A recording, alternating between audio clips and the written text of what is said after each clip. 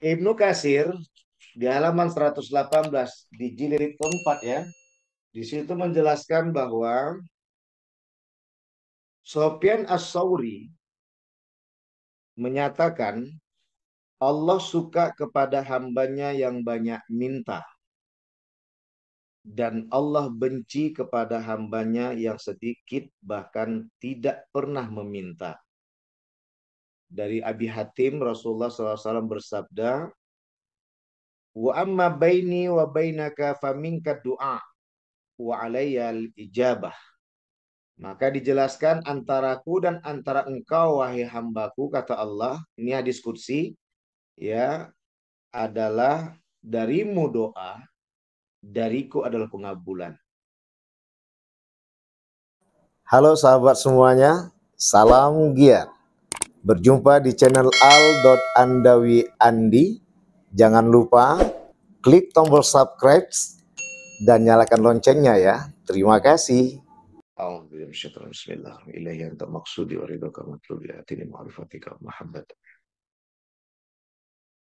Assalamualaikum warahmatullahi wabarakatuh. Waalaikumsalam warahmatullahi wabarakatuh. Rizky Ramadan, Khairatun Hisan, Estika Zahra, Rahmawita, Mega Prahesti, Maulana Ruhuda, Debi Adikasma, Husnul Khotimah, Nur Fadilah, malu kita sama Sayyidina Nur Hakim. Ya, berkendaraan tapi aktif layarnya. Jadi Ustadz minta kembangkan layar yang Ustadz panggil tadi nama-namanya. Ya, baik. Walaupun kita nge-zoom, tapi kita juga harus formal. Baik, sebelum Ustadz memulai, adalah suatu yang indah ketika mengupas tentang doa. Dari beberapa judul yang indah yang ditampilkan dari silabus yang disodorkan oleh Profesor Dr. Haji Muzakir MAG, maka doa juga adalah yang paling indah. Menurut Ustaz Sapriandi, doa adalah yang paling terindah dari silabus-silabus yang ada. Karena inilah yang akan mengkorelasikan antara hamba dengan Allah. Kemudian yang kedua adalah yang membuktikan ikatan hamba dengan Allah. Yang ketiga adalah membuktikan penghambaan diri seorang hamba kepada Allah. Sapria Andi. Untuk bagaimana lebih nikmatnya lagi menyimak tentang konsep doa di dalam Al-Quran, khususnya dalam surat Al-Ghafir atau Al-Mu'minun ayat 60, maka lebih kita serahkan, lebih profesional lagi, sesuai dengan prosedur, Ustaz serahkan kepada moderator, dan moderator nanti akan menyerahkan kepada pemakalah. Kenapa Ustaz awali seperti ini? Lagi-lagi Ustaz mengajarkan adik-adik sekalian bagaimana cara untuk menjadi moderator. Awali dengan sedikit aja kaji, sehingga buat penasaran kepada penyimak, hingga akhirnya nanti akan dituntaskan oleh pemakalah, meskipun nanti ada beberapa pertanyaan dan kritikan yang akan kita sodorkan kepada pemakalah. Oke, silakan. Yang jadi moderator yang sudah ditugaskan oleh Sayyidina Nur Hakim. Nur Hakim tetap fokus pandangannya ke jalan.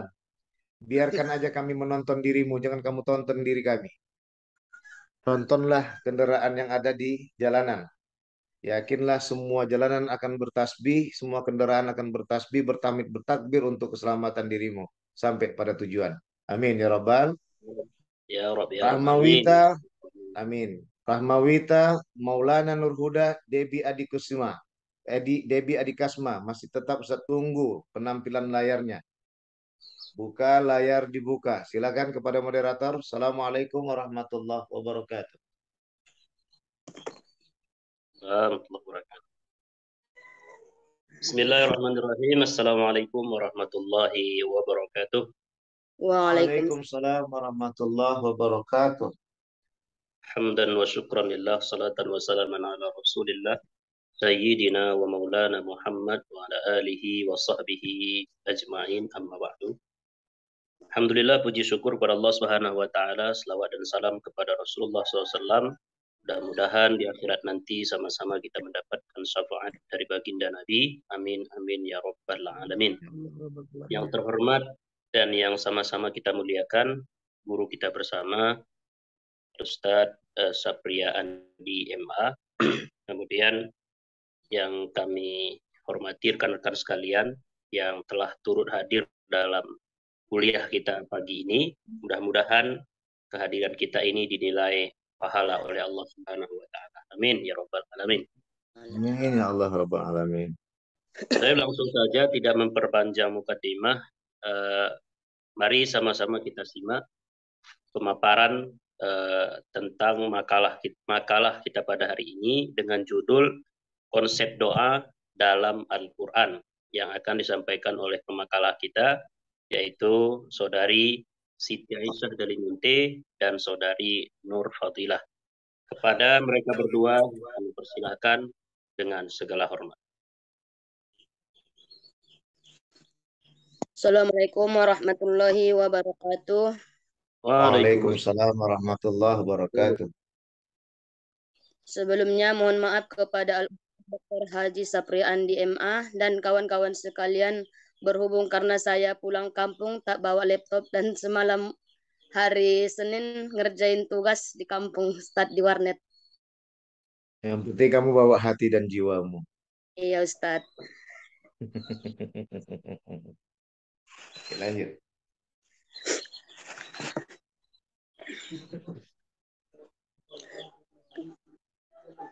Bismillahirrahmanirrahim. Makalah kami pada pagi hari ini adalah konsep doa di dalam Al-Quran. Pengertian dari doa.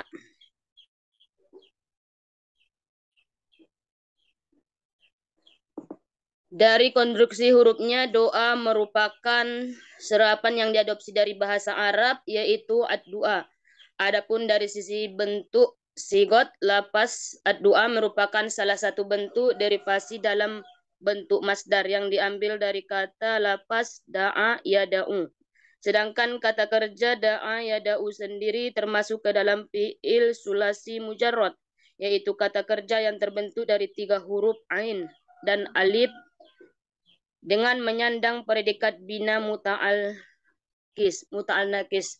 Pembentukan lapas masdar ad-doa dari kata kerja da'a yada'u mengikuti salah satu kaidah pembentukan masdar isim fa'il sulasi mujarrad, yaitu apabila suatu lapas mengandung arti suara, maka pembentukan masdar akan mengikuti wasan. Sehingga lapas ad-doa secara teori memiliki bentuk asli ad-doa.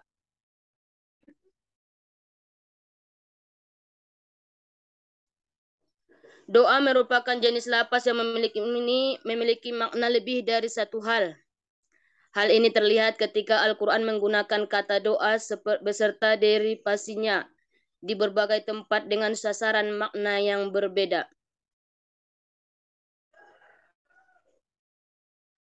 Arti etimologi lainnya, doa dapat bermakna memohon, meminta diambilkan sesuatu, membutuhkan, menuturkan kebaikan, minta tolong, menyukai, mencari kebaikan orang lain, menisbatkan kepada orang lain, mengajak atau mendorong untuk melakukan sesuatu dan mengiringinya. Adapun doa dalam Al-Quran pada surah Al-Baqarah ayat 186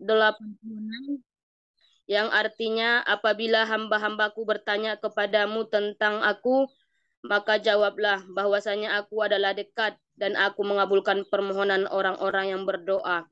Apabila ia memohon kepadaku, maka hendaklah mereka itu memenuhi segala perintahku dan hendaklah mereka beriman kepadaku agar mereka selalu berada dalam kebenaran. Dalam ayat ini, Allah ingin menjelaskan bahwa setelah kamu berpuasa dan diri kamu telah menjadi suci, maka kamu pantas untuk bersyukur kepadanya. Dalam sebuah hadis qudsi tertulis, dalam Al-Quran ditemukan bahwa setiap kata sa'alaka bertanya kepadamu selalu diiringi dengan jawaban kul, katakanlah. Namun dalam ayat ini, ayat 186 ini, Allah tidak menyertakan kata tersebut, akan tetapi langsung menjawab pertanyaan tersebut. Hal ini menunjukkan bahwa Allah itu dekat dengan hambanya. Oleh karena itu, tidak perlu perantara dalam menyampaikan jawabannya. Apabila dilihat dari segi asbabun nusul, ayat ini turun ketika salah seorang sahabat bertanya kepada Rasulullah, "Wahai Rasulullah, apakah Allah itu dekat sehingga kami minta keselamatan kepadanya atau jauh sehingga kami memanggilnya?" Rasulullah terdiam dan turunlah ayat tersebut selanjutnya dalam tafsir As-Sadi, tafsir Al-Karim Ar-Rahman di tafsir Kalam Al-Manan. Diterangkan bahwasanya lafaz ad-du'a dalam ayat tersebut bisa bermakna dua macam, yakni permohonan ataupun ibadah. Dan yang jadi titik tekan dari asbab al-nusul tersebut ialah pertanyaan mengenai posisi Allah, sehingga turunlah ayat yang mengasumsikan bahwa Allah sangatlah dekat dengan kita. Dan konsekuensinya dari kedekatan tersebut ialah mudahnya Allah mendengar doa para hambanya untuk kemudian dikabulkan olehnya. Dalam ayat ini Allah Subhanahu wa taala menggunakan kata ibadi, tidak memiliki kata abdi. Karena ada perbedaan antara kedua kata tersebut sekalipun bentuk mufradnya sama, abadun seluruh manusia adalah hambanya Allah, akan tetapi tidak semua doanya terkabul oleh Allah. Kandungan pada doa. Abu Ishaq memunculkan konsepnya mengenai doa yang ditujukan kepada Allah. Menurutnya secara umum, doa mengandung tiga hal. Yang pertama, pengesaan dan pujian kepada Allah.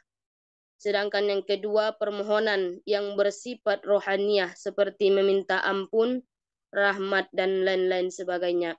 Dan yang ketiga, permohonan yang berorientasi kepada materi duniawi seperti halnya berdoa meminta rezeki, anak, dan lain-lain. Adapun adab-adab dalam berdoa, Allah sudah pasti akan menjawab doa manusia. Jika seorang berdoa, paling tidak dia akan mendapatkan 3 macam perlakuan yang dikabulkan. Waktu itu juga ditunda pengabulan doanya atau diganti dengan hal-hal yang lain lebih baik daripada si pendoa.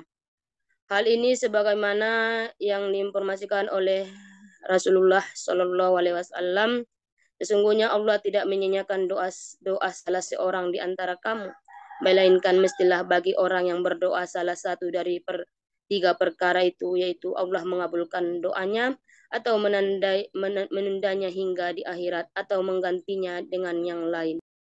Berikut ini disampaikan dalam beberapa adab dalam berdoa yang dikutip dari kitab ad-du'a ya walihi al-illat bi al-ruqi min al-kitab wa al-sunnah. Pertama itu berdoa dengan rasa ikhlas. Yang kedua, memulai dan menutup doa dengan memuji Allah dan sholawat kepada Rasulullah. Sedangkan yang ketiga, yakin dengan apa yang didoakan dan yakin bahwa doa akan dikabulkan oleh Allah. Yang keempat, perlahan-lahan dan tidak terburu-buru. Sedangkan yang kelima, menghadirkan hati di dalam berdoa. Yang keenam, berdoa dalam keadaan lapang maupun sempit. Yang ketujuh, tidak berdoa melainkan hanya kepada Allah. Yang kedelapan, memelankan suara antara terdengar atau tidak. Selanjutnya, konsep ijabah doa. Konsep ijabah atau terkabulnya suatu doa tidak dapat terlepas dari interpretasi lafaz doa itu sendiri. Hal ini dikarenakan secara garis besar doa memiliki 2 pengertian, ibadah sebagai makna pokok dan juga makna sekundernya. Dari keterangan di atas terlihat konsep ijabah doa, yaitu ada kalanya doa dikabulkan di dunia ataupun di akhirat, bahkan dikabulkan dengan cara diganti dengan hal yang lebih baik menurut Allah. Hal inilah yang menunjukkan bahwa pada dasarnya tidak ada doa yang ditolak oleh Allah ataupun mardud. Karena ada kalanya Allah mengabulkan doa di dunia, namun apabila doa dirasa tidak terrealisasi di dunia, maka terdapat 2 kemungkinan. Pertama, Allah mengabulkan doa itu di akhirat. Kedua, Allah mewujudkan doa tersebut dalam bentuk yang lebih baik. Dikabulkan Allah lah doa itu baik itu di dunia ataupun akhirat. Selanjutnya keutamaan di dalam Al-Quran. Keutamaan doa di dalam Al-Quran. Berdoa selain media untuk mengajukan berbagai permohonan kepada Allah Subhanahu wa Ta'ala. Di dalamnya juga terkandung keutamaan yang besar bagi hidup dan kehidupan. Di dunia keutamaan doa dapat dilihat dari beberapa. Yang pertama, pengabul dan permohonan. Setiap manusia pasti memiliki kebutuhan dalam hidup ini. Baik kebutuhan yang bersifat duniawi ataupun kebutuhan yang bersifat ukhrawi. Kebutuhan yang bersifat material maupun kebutuhan non-material. Dalam Islam, pemenuhan semua kebutuhan itu dijamin oleh Allah Subhanahu wa Ta'ala. Yang kedua, doa merupakan amaliyah utama dan mulia di sisi Allah Subhanahu wa Ta'ala. Kedudukan berdoa menjadi begitu mulia karena dalam ritual berdoa terkandung amaliyah penyembahan ataupun ta'abbud yang menuntut ibadah hati dan fisik. Ibadah hati diwujudkan dengan menghadirkan hati, berharap, tawakal, cinta, serta rasa takut kepadanya.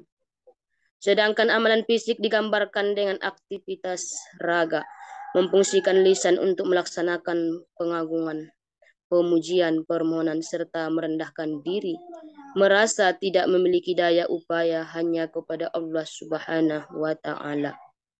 Yang ketiga, doa adalah otak ibadah.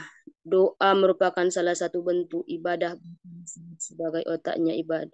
Menolak qada dari seorang hamba dapat sebagai pertimbangan untuk mengubah qada keputusan atau rencana Allah Subhanahu wa Ta'ala. Yang kelima, senjata orang mukmin. Hidup ini penuh perjuangan dan hidup perjuangan butuh senjata agar mampu meraih apa yang diinginkan, yaitu kemenangan bagi orang mukmin. Yang biasanya digunakan adalah doa. Kekuatan dan kedahsyatan doa sudah tidak diragukan lagi, bahkan terus berlangsung dari zaman Nabi Adam sampai hari kiamat nanti. Yang keenam, doa adalah ibadah dan salah satu bentuk ketaatan kepada Allah Subhanahu wa Ta'ala.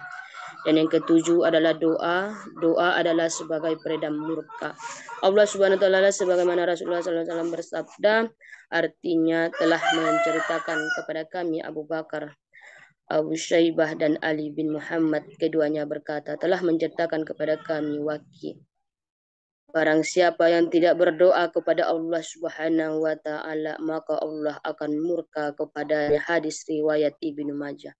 Dan yang kedelapan, doa merupakan tabungan kebaikan. Dalam sebuah hadis, Rasulullah menjelaskan apa yang akan didapat oleh hamba yang berdoa dengan baik dan benar kepada Allah Subhanahu wa Ta'ala.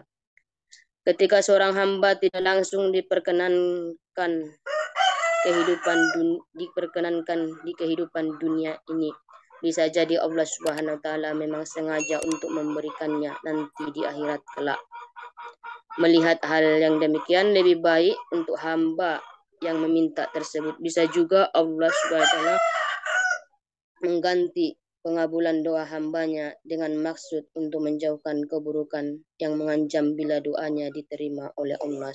Penutup, masuklah kita kepada kesimpulan dari makalah konsep doa dalam Al-Quran pada hari ini.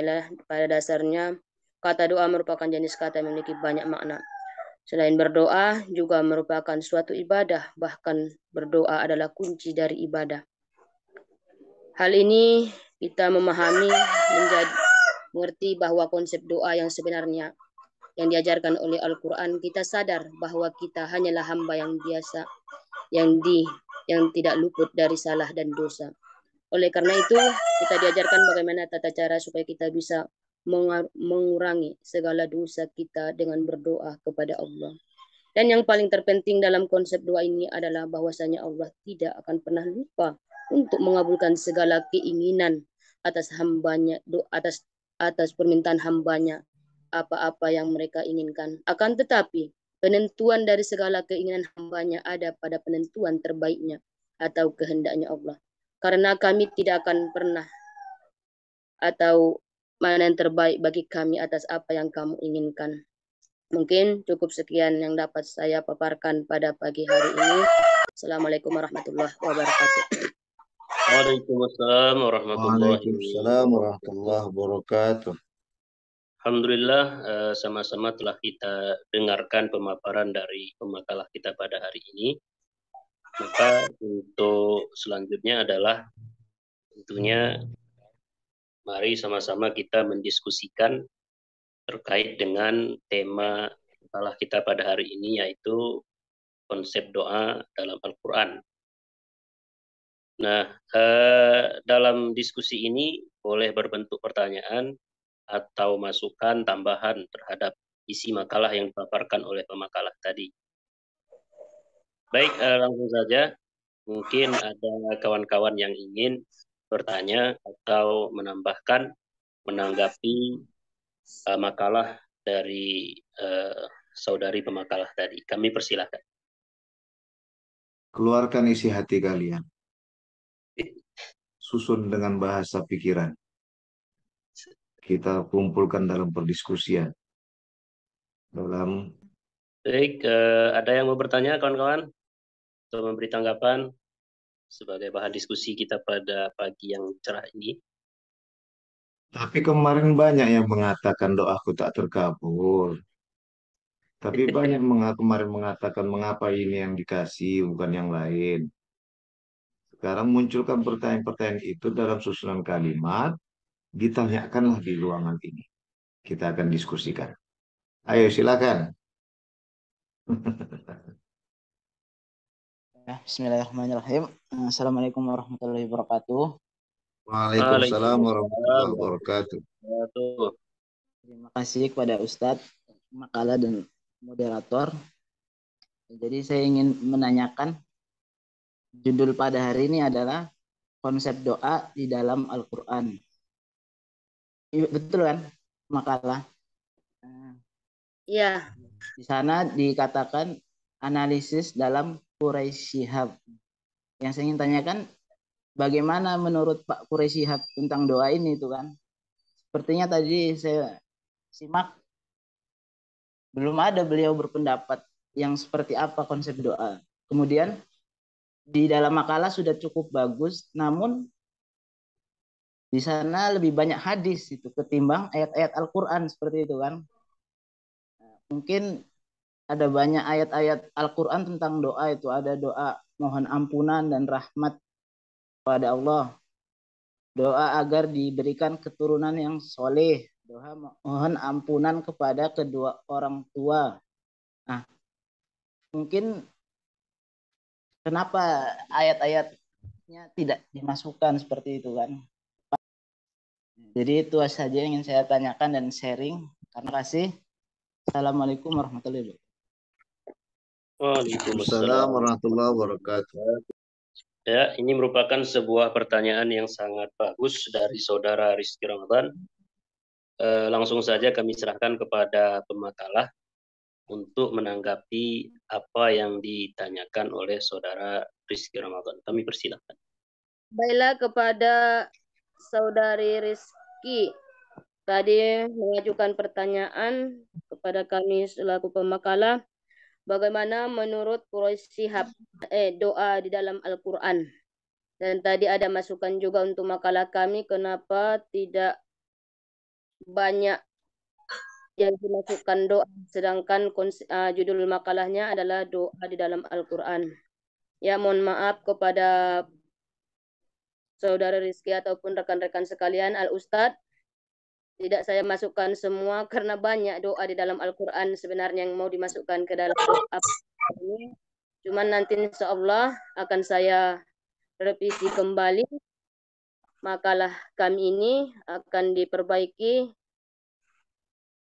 sehingga saudara Rizky tadi bertanya bagaimanakah menurut Quraisy Shihab doa di dalam Al-Quran.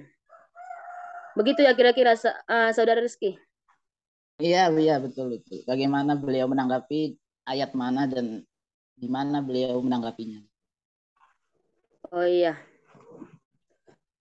Yang pertama adalah Al-Quran. Kan saya nanya yang di makalah kan, jadi gak apa-apa toh. Sesuai judul. Bukan menguji, nanya yang di makalah itu apa kurang gitu kan. Saya rasa tadi Itu tanggung jawab pemakalah. Mana Quraisy Shihab Ayanda menyampaikan apa doa itu?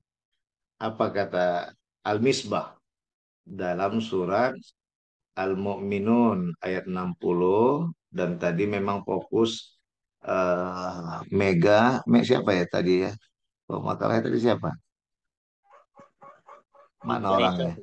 Siti Aisyah Hah? sama Nur Fadilah. Siti Aisyah sama Nur Fadilah. Fadilah dan Aisyah. Fadilah ini nggak nampak wajahnya ini. Fadilah dan Aisyah tadi, terutama yang Aisyah tadi ya, yang mempresentasikan fokusnya ke surah Al-Baqarah ayat 186. Padahal judul di awal tadi menarik itu surah Al-Mu'minun ayat 60. Baik, silakan. Kita menunggu apa kata Ayahanda Muhammad Quraisy Shihab dalam tafsir Al-Misbahnya tentang menjelaskan itu. Ustaz pun baru teringat tadi. Terima kasih Rizky sudah mengingatkan. Paparkan dulu. Apa kata Ayahanda? Silakan. Ya. Kepada kawan-kawan mungkin ada yang bisa menjawab pertanyaan saudara Rizky Ramadan terkait seperti apa sebenarnya penafsiran dari guru kita Quraisy Shihab terkait dengan konsep doa dalam Al-Quran. Karena sebenarnya dari segi judul seharusnya yang dibahas itu kan fokus kepada pembahasan atau penafsiran Quraisy Shihab terhadap konsep doa. Karena judulnya seperti itu tadi, analisis Quraisy Shihab. Tapi memang yang dipaparkan tadi tidak ada satupun yang menyinggung penafsiran Quraisy Shihab. Jadi saudara Rizky Ramadan mempertanyakan itu. Sebenarnya mana nih penafsiran Quraisy Shihab terkait doa dalam Al-Quran. Mungkin ada kawan-kawan yang bisa menanggapi. Baik, sebelumnya afwan Ustadz, karena Ana dalam perjalanan jadi kamera Ana off kan. Di sini Ana izin ingin menjawab pertanyaan dari saudara Rizky tadi tentang analisis menurut Quraisy Shihab tentang doa.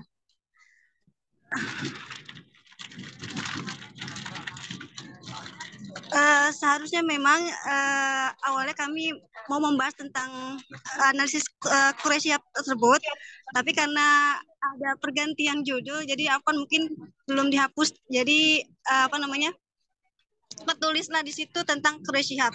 Dan kalaupun memang tadi yang ditanyakan saudara Rizky, bagaimana menurut Quraisy Shihab tentang doa tersebut, di sini kami akan mencoba menjawab. Menurut beliau, doa di dalam Al-Quran dikatakan bahwa permohonan hamba kepada Tuhan agar memperoleh anugerah pemeliharaan dan pertolongan baik buat si pemohon ataupun pihak lain. Permohonan tersebut harus lahir dari lubuk hati yang terdalam, disertai dengan ketundukan dan pengagungan kepada Allah Subhanahu wa Ta'ala. Seperti itu, Ustaz. Dan juga di sini Quraisy Shihab mengatakan juga bahwa perspektif sementara ulama, doa akan dikabulkan itu dalam 3 cara. Yang pertama, beliau mengatakan 1, dikabulkan doa sesuai dengan permintaannya. Yang kedua, dikabulkan doa dengan menggantikannya dengan sesuatu yang lain yang lebih bermanfaat bagi si pemohon. Yang ketiga, ditangguhkan pada hari kemudian untuk diberi ganjarannya. Dan hal ini juga sesuai dengan hadis Nabi yang berbunyi yang artinya adalah tidaklah seorang muslim berdoa kepada Allah Azza wa Jalla dengan sesuatu doa yang tidak mengandung dosa dan memutuskan silaturahmi kepada Allah akan memberikan 3 kemungkinan. Bisa jadi Allah segerakan terkabulnya doa tersebut, atau Allah simpan baginya pahala di akhirat, atau Allah palingkan selamatkan ia dari keburukan bencana atau mara bahaya yang semisalnya. Seperti itu. Mungkin ini jawaban kami. Insya Allah nanti mungkin kalau salah akan dibenarkan oleh Al Ustadz. Cukup sekian, syukron. Saya kembalikan kepada moderator. Baik, terima kasih saudari Fadilah yang masih dalam perjalanan, mudah-mudahan perjalanannya lancar. Amin ya Itu Allah. tadi sudah dijawab anaknya pertanyaan saudara Rizky Ramadan. Mohon maaf kawan-kawan, Rizky Ramadan ini saudara ya, bukan saudari. Berarti Jadi hari ini salah judul makalah ya Ustaz? Makalah. ya sepertinya Salah. seperti itu. Berarti salah judul makalah atau salah makalah hari ini? Awalnya Salah judulnya, makalah. salah judulnya. Saudara Apa ini salah saudari ya. Jadi judulnya apa ini? Judulnya apa seharusnya? Judulnya. Konsep doa dalam Al-Quran, Ustaz. Konsep doa dalam Al-Quran. Baik. Makanya ditonton video Ustadz. Jangan hanya sekedar ditengok kan, ditinggalkan ke belakang. Dan itu datang 2 menit kemudian atau 4 menit kemudian di like, habis itu ditinggalkan lagi, nggak didengarkan isinya. Jamil ketawa-ketawa tuh tengok. Ustadz terus sampaikan di saat mempresentasikan makalah, ya di situ kalau ada yang salah, cepat kita menegurnya, menegur diri kita, ampusakum, kan gitu kan, lindungi diri kita dulu, ya baru ahli kita. Kami ini ahlinya makalah. Maka katakan pertama saya minta maaf pada Ustadz dan kepada teman-teman Bapak Ibu Abang Kakak sekalian bahwa di situ ada tertera konsep doa menurut Quraisy Shihab Ayanda, maka dibuat dengan konsep doa menurut Al-Quran, kan gitu. Nah, dengan yang lain. Jadi ini bukan namanya apologi, enggak. Artinya kita udah memberikan perbaikan. Ya, jangan langsung start untuk kita mempresentasikan. Baik, silakan Jamil. Baik, gimana saudara Rizky Ramadan? Apakah sudah merasa puas terhadap jawaban dari pemakalah tadi? Kalau belum, silakan disampaikan lagi. Mungkin nanti kita minta tolong kepada guru kita agar menjelaskan. Mungkin sekarang cukup Pak Moderator. Nanti kalau dia mengganjal baru lagi. Mungkin ada yang lain yang ingin sudah gatal ingin bertanya. Terima kasih. Baik, kita beralih ke pertanyaan berikutnya. Adakah saudara-saudari yang ingin bertanya atau mungkin menambahkan?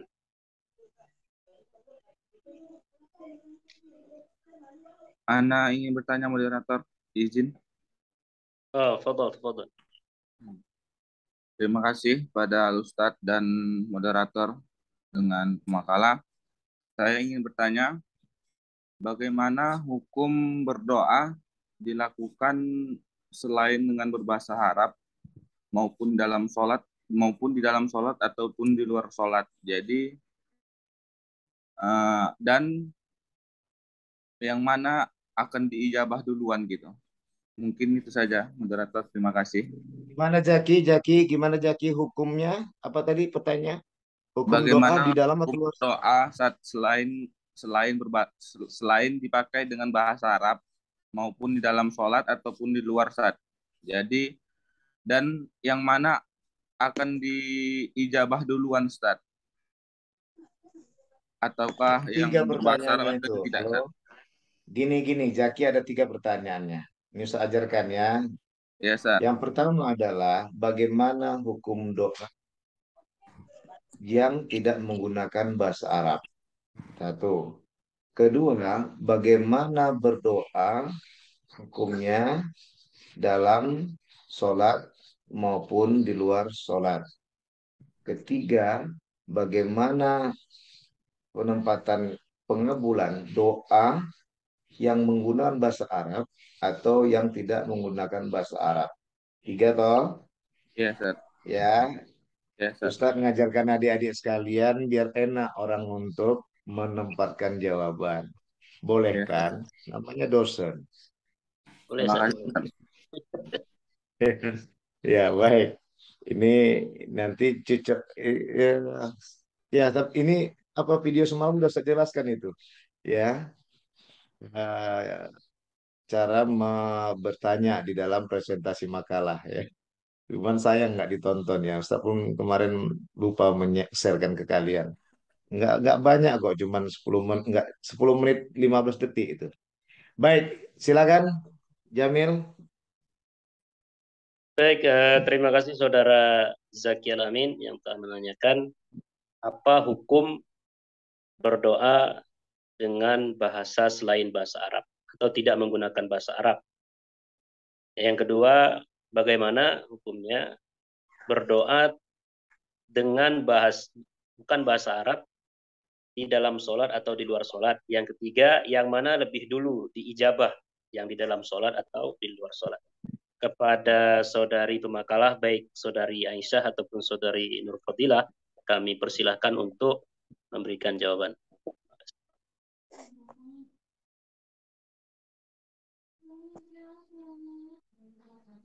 Oke, baiklah. Kepada penanya saudari Zaki, bagaimana hukum berdoa di dalam Al-Quran selain menggunakan bahasa Arab?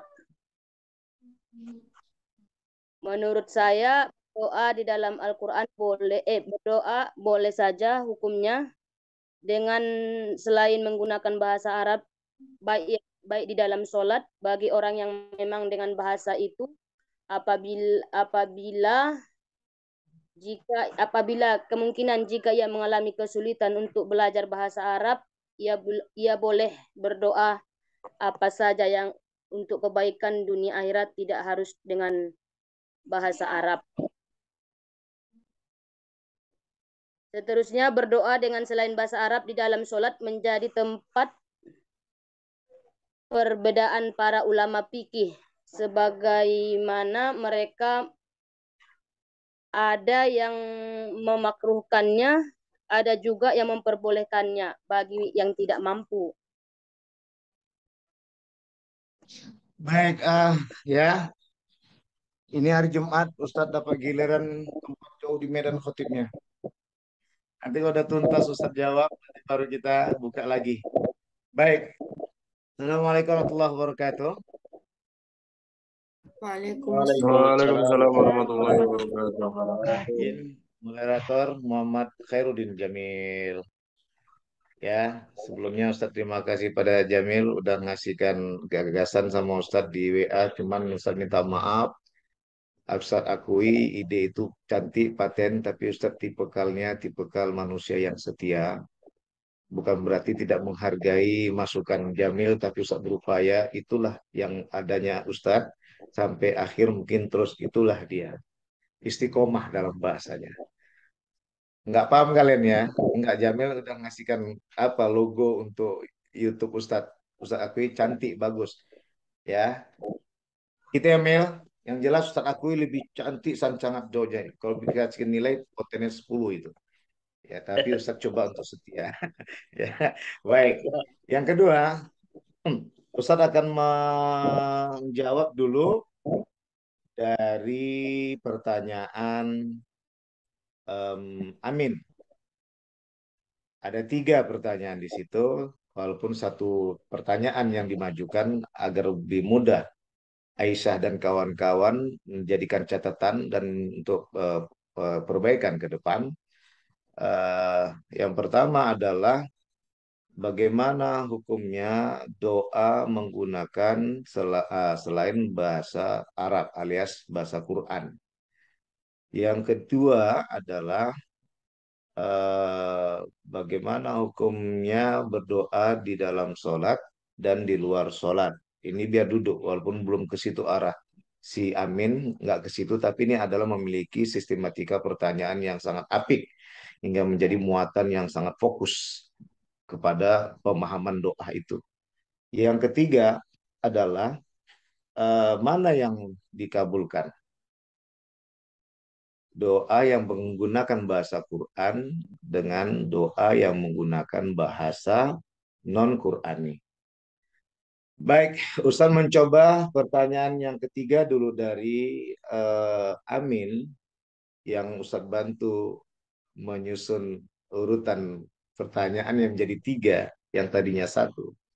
Ya, ini Ustadz mengajarkan. Jadi biar nanti sama bininya atau sama pacarnya yang mana maksud konide.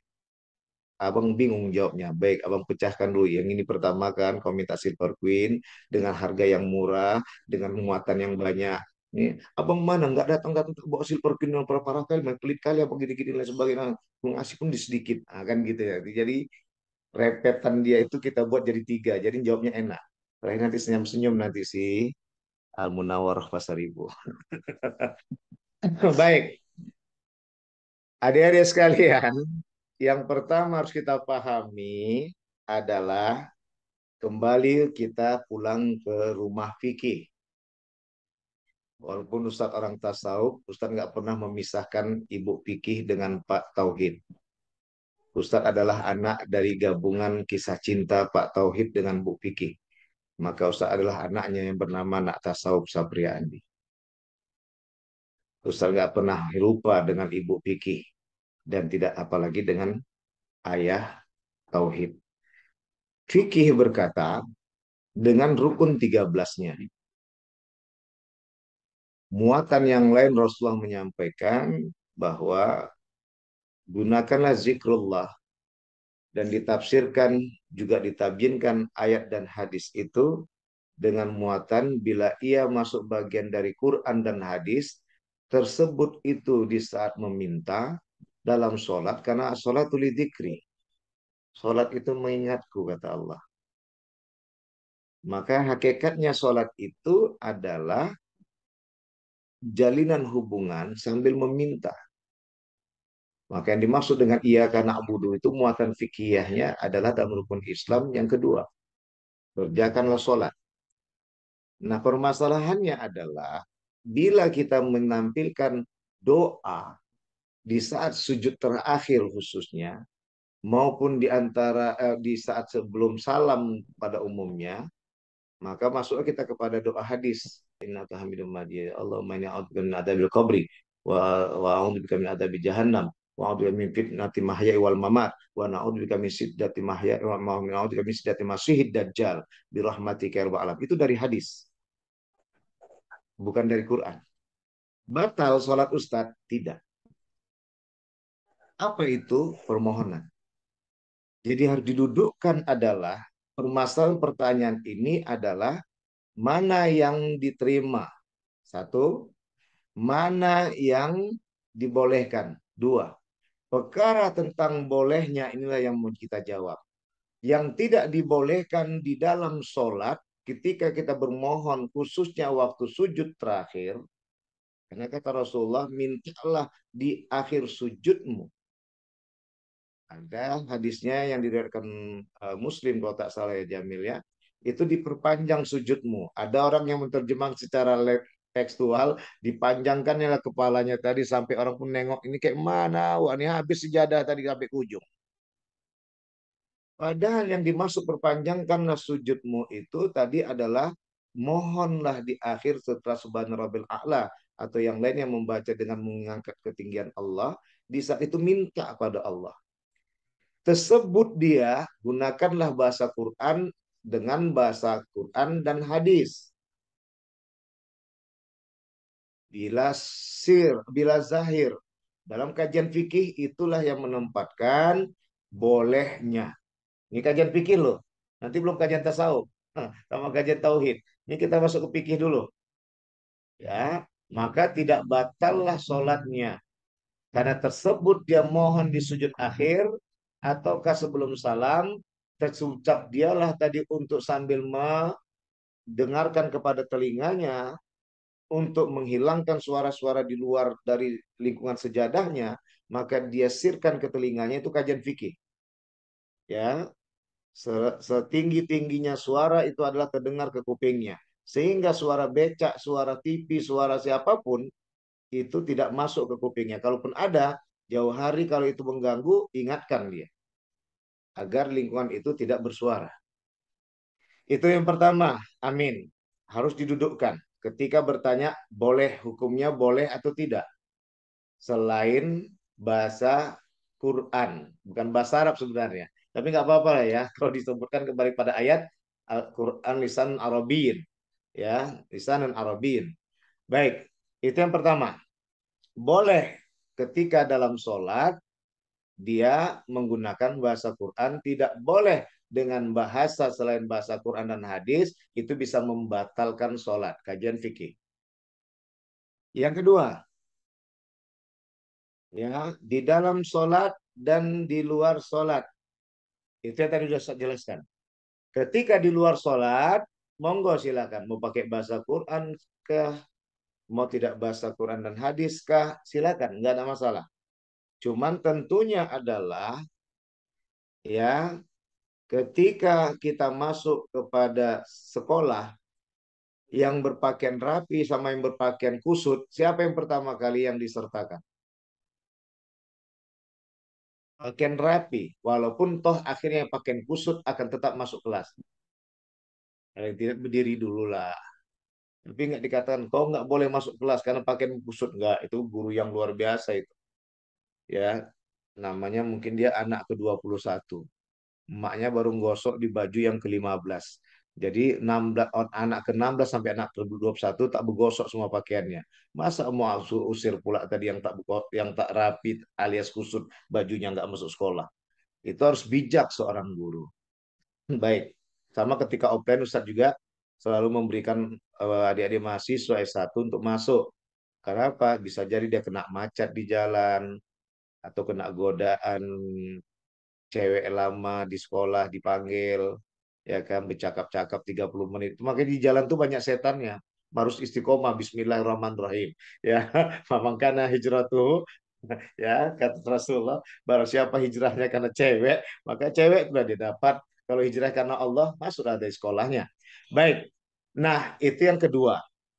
Itu yang kedua hukumnya. Nah, yang ketiga adalah mana yang diterima. Ini yang menarik. Baik, sekarang Ustadz masuk kepada pertanyaan. eh ini sebenarnya bukan pertanyaan ya. Rizky itu cuma masuk kepada pengkritisan tentang judul. Nanti ada yang kedua. Nanti itu pertanyaan Rizky nanti tersendiri. Yang ketiga dari pertanyaan Amin adalah mana yang diterima. Ketika masalah diterima, maka Ustaz akan menjabarkan bagaimana doa yang disebut, yang dijelaskan oleh Ibnu Katsir. Bagaimana doa yang dijelaskan oleh Buya Hamka Al-Azhar. Bagaimana doa yang dijelaskan oleh Al-Mukarram Syekh Abdul Qadir Jailani. Ustaz mengutip di dalam surat Al-Mu'minun ayat 60. Udu'uni astajib lakum. Mohonlah kepadaku, akan aku kabulkan. Baik. Ibnu Katsir di halaman 118 di jilid ke-8 di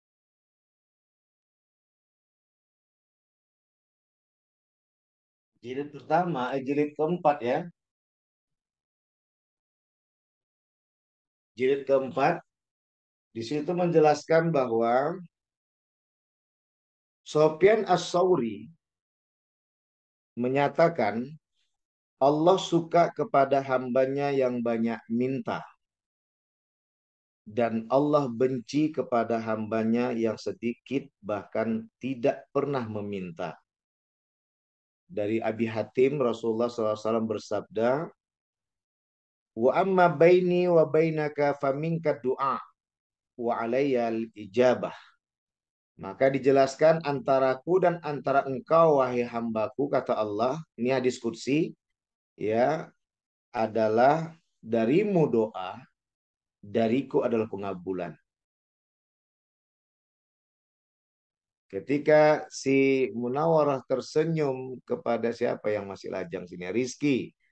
Jamil nggak usah. Jamil udah berkeluarga nih. Ustaz. Dua. Baik. Ya. Ketika Rizky memberi senyuman kepada Munawarah dan Munawarah menjawabnya, ibarat Rizky seorang hamba. Ini ibarat lu analogi. Rizky seorang hamba, Munawarah sebagai seorang Tuhan. Misalnya, maka ketika itu apa yang terjadi? Tertanamlah benih cinta. Cinta hamba dengan Tuhannya. Tapi Rizky sama Munawarah tertanamlah cinta, cinta yang menuju kepada pelaminan nantinya. Misalnya, artinya adalah ini yang disebut dengan ikatan. Yang tadi bahasa Ustadz, korelasi hamba dengan Allah, kemudian bukti seorang hamba dengan Allah sebagai Tuhan, dan pembuktian penghambaan seorang hamba dengan Allah menyertakan ikatan cinta dan ridho. Maksudnya dengan pertanyaan Amin apa Ustadz? Hubungannya Min, semua balik ke hati. Tadi udah dijawab oleh Siti Aisyah. Semua hubungannya ke hati. Pakai bahasa Quran pun dia. Kalau hatinya, maka dikatakan oleh ahli akhirat di dalam tafsirnya Buya Hamka halaman 118 jilid ke-8. Di situ dijelaskan oleh ahli akhirat ya, walaupun dia melakukan dengan bahasa tersebut dan menjadikan Allah sebagai jembatan saja karena hanya merujuk kepada keinginannya, kalau dia hanya menjadikan Allah sebagai jembatan saja untuk memenuhi Tuhan keinginannya. Wow, ini udah bahasa tauhid nih, Mil. Mil, kita pergi ke tauhid nih, Mil. Nanti baru kita langsung ke tasawuf. Walaupun dia menggunakan bahasa Quran, fasihnya luar biasa, kori internasional dia, ini misalnya, ya, tapi dia jadikan doa itu sebagai jembatan untuk memenuhi keinginan Tuhannya, Tuhan keinginannya, maka ini adalah sesuatu yang menghina Allah Subhanahu wa taala. Ini kalangan aliran akhirat di dalam tafsir Al-Azhar 118 kolom kedua jilid ke-8 lengkap. Ini bukunya. Ya, tafsir Al-Azhar. Maka walaupun dia pakai bahasa non-Qurani, ia susun redaksi dengan benih cinta sejati kepada Allah yang Maha Suci, maka Allah tahu. Masuklah kepada surah Al-Baqarah 186. Wa idza sa'alaka ibadi anni fa inni qarib. Karena meminta hambaku tadi, maka hamba dalam catatan itu adalah si pecinta sejati kepada Allah. Maka Allah berkata, wahai pecintaku, aku dekat padamu. Ini dia. Ujibu da'wat da'i, maka pasti aku memenuhi permohonan pecintaku. Karena hadir dari hati yang suci, pikiran yang jernih, bukan lahir dari nafsu yang dituhankan wujudnya menjadi Tuhan keinginan. Makanya sewaktu Ustadz paparkan di dalam, belum, nanti insya Allah hari Senin diupload video tentang sidang skripsi tentang makar, kaidah, dan khidah yang dibahas oleh ulul azmi insya Allah. Di situ saya katakan ternyata kita banyak makar selama ini. Kita pura-pura untuk sholat tahajud, puasa Senin Kemis. Ini udah bahasa tasawuf mil, bahasa tasawuf mil. Ya, kita berpura-pura, kita kita bohongi Allah. Tahajud laku besok. Puasa Senin Kemis laku besok. Kenapa? Biar lulus aku PNS. Makar. Ini kajian tasawuf. Nah, amin. Inilah yang dimaksud tadi doa yang dikabul dan tak dikabul. Maka Buya Hamka lagi-lagi menjelaskan orang-orang yang seperti inilah yang dinyatakan sebagai orang yang hina. Makanya adabnya itu adalah ikhlas hati kepadanya. Ini kalau mau doanya dikabulkan. Yang kedua kata Buya Hamka adalah keyakinan atau percaya.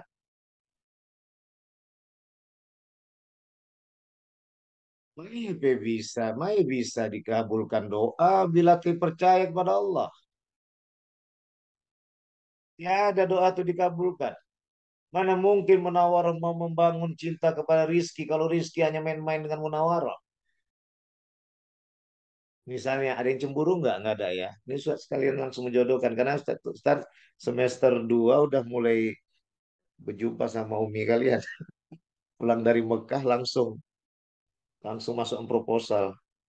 Ya, jangan nanti udah MAG belum ada pendamping. Rizky, saya Dina nih. Oh, Mas saya Dina cemburu. Ya udah, masih ada si Mega, masih ada yang lainnya si. Nanti setelah sebut pula udah menikah pula itu tersebut Ustaz pula marah lagi lakinya.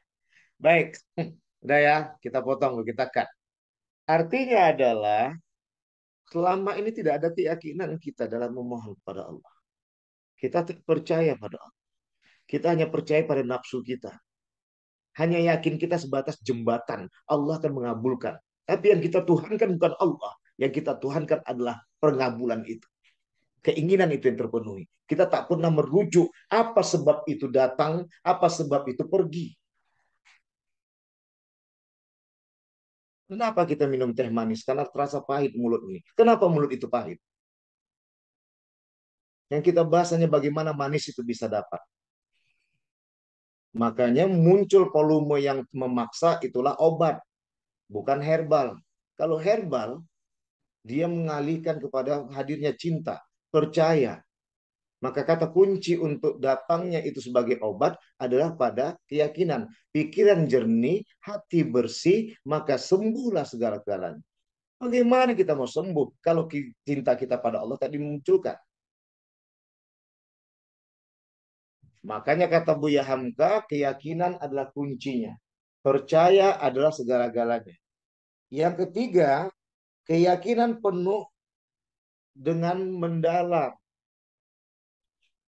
Keyakinan yang mendalam. Nah, itu dengan penempatan taubatan nasuha. Maka di sini Ustaz tambahkan, bila sudah kita percaya pada Allah, mendalam kita kepada Allah, tak akan teringat lagi apa yang mungkin dikabulkan tuh. Kalau udah adik-adik menjumpai nikmatnya tadi, melakukan komunikasi kepada Allah.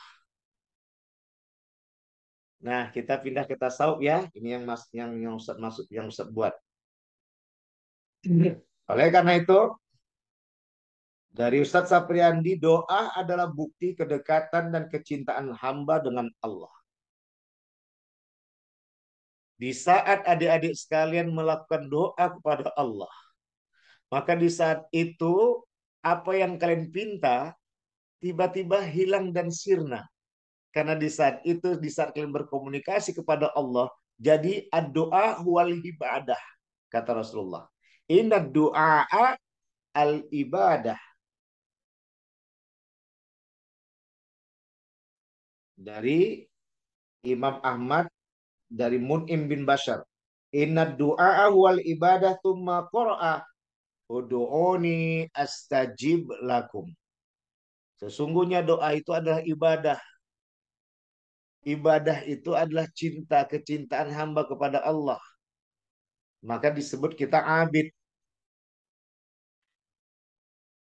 Itu dalam hal ini, adik-adik sekalian, ini yang pertama.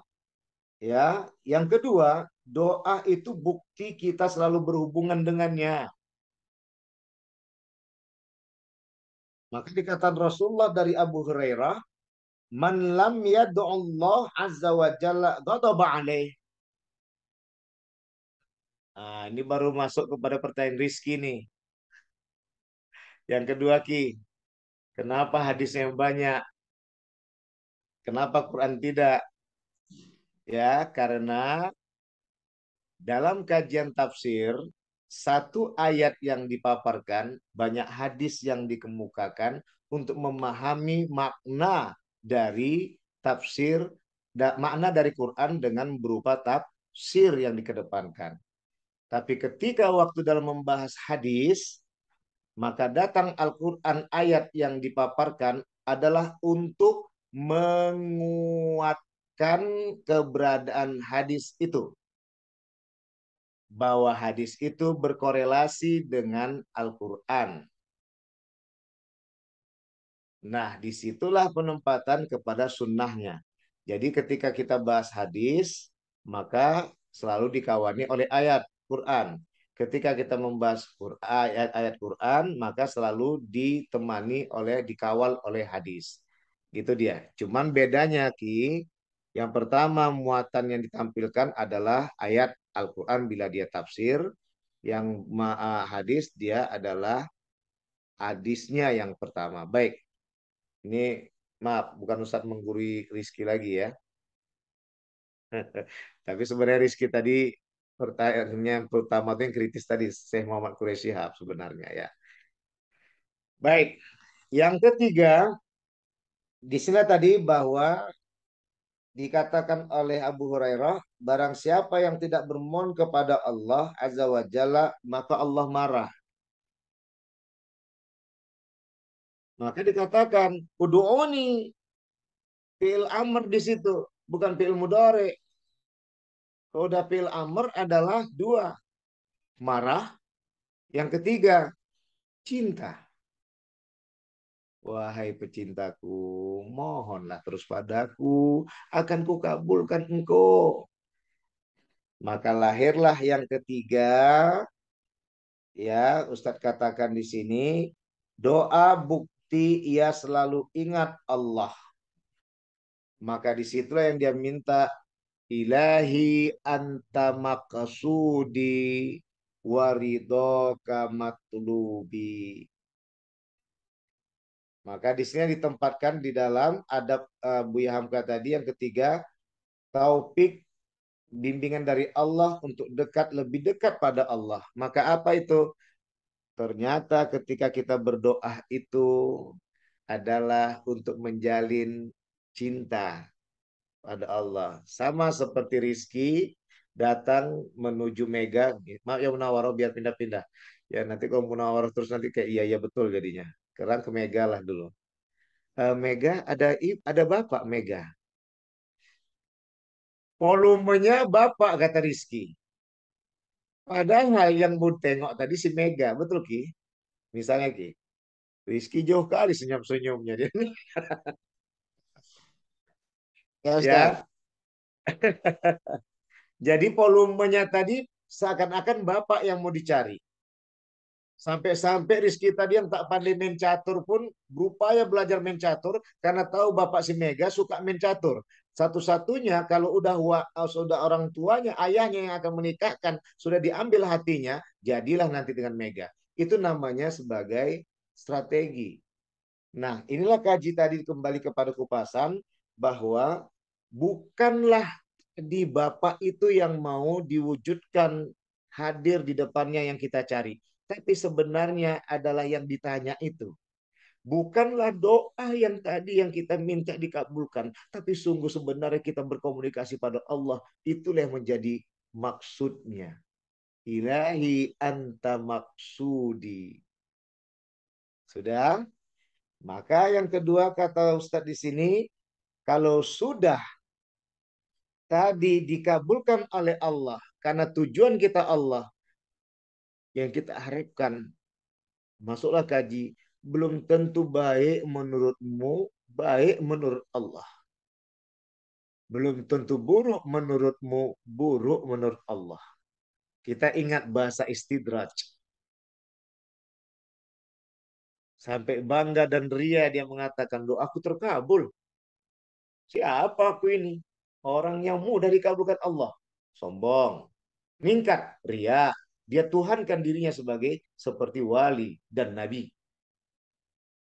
Nabi saja tidak mengikuti permohonan itu karena beliau tahu bahwa ada prosedur dalam menjalani kehidupan. Kalau tidak ada arti dari belasan dan puluhan tahun dalam sebagai kenabian. mereka sebagai nabi dan rasul. Kenapa? Ada di situ bab-bab yang akan menjadi catatan di mana mereka ketika tiada itu menjadi pembelajaran buat kita. Rabbana wala tuhammilna ma la taqata lana bih. Oke, kita nggak mau jangan ditimpakan beban yang pernah dirasakan oleh orang-orang sebelum kami ya Allah kepada kami. Baik adik-adik sekalian, ini jawaban tadi kepada tentang kupasan maksud dari konsep doa. Ternyata doa itu adalah ibadah. Inilah masuk kepada endingnya dalam kajian tasawuf. Ya, kenapa? Tadi Ustaz katakan, biar tadi yang sudah dikabulkan Allah tidak menyesatkannya, sehingga ia menuhankan kelulusannya, sombong dia, menuhankan hartanya, lupa dia, maka dia akan kembali kepada mohon ridhonya. Ilahi anta maksudi waridoka matlubi. Itu yang dengan bahasa Qur'annya wabtagu min fadlillah. Untuk mendapatkan keutamaan Allah atau mencari ridho Allah. Uang 300.000 bisa dipakai sebulan, uang 30 juta bisa saja setengah hari sudah habis. Itulah bahasa orang dulu, uang setan dimakan setan. Kenapa? Ridhonya tak ada. Kalau bahasa kita tengok kaya-kaya orang tuh istidraj. Gitu ya. Nah ini saja yang Ustadz paparkan. Masih ada waktu 28 menit lagi. Silakan. Oh ya satu. Tadi kan memang udah diganti tuh, tapi karena kita udah terpancing ya kan Ki. Ustadz pun tadi nggak sempat fokus kepada Ayanda Syekh Muhammad Quraisy Shihab. Ya, jadi Ustadz fokus saja kepada yang lain-lainnya, Ibnu Katsir imamnya, terus Mufassir Nusantara Buya Hamka, itu ya tadi Ustadz sempatkan di samping Syekh Abdul Qadir Jailani dengan tafsir cintanya. Nah, di sini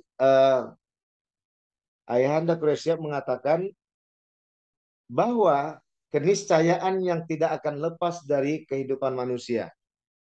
Ya, ini merujuk lagi kepada tafsir Ibnu Katsir. Ya. Dan juga tidak lepas dari tafsir Al-Azhar.